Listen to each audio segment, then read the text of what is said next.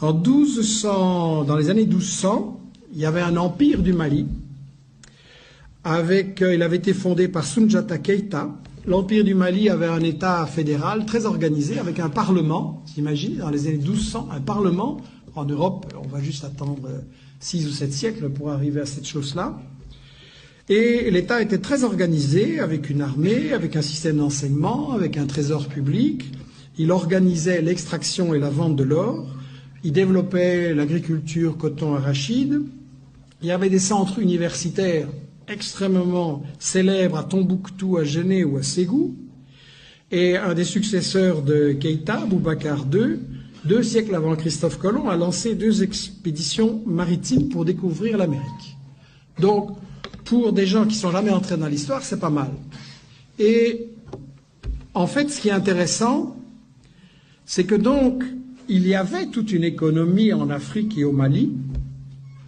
Il y avait une économie avec un commerce, des caravanes qui remontaient de la Gambie, donc de l'ouest de l'Afrique jusqu'à la Méditerranée.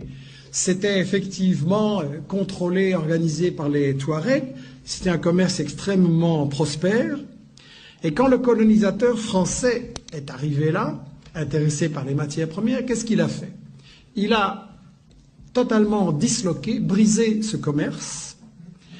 Pour gérer le commerce et l'économie, il a importé des Libanais et des Grecs. Et ensuite, la grande démocratie française, qu'est-ce qu'elle a fait? Elle a assassiné des milliers de professeurs de langue arabe. Pourquoi? Parce que ce commerce entre toutes ces régions et tous ces pays, quand vous faites du commerce, vous avez besoin d'une langue que tout le monde comprend. Aujourd'hui, c'est l'anglais. Vous voulez faire du commerce, c'est l'anglais. Et à ce moment-là, c'était l'arabe.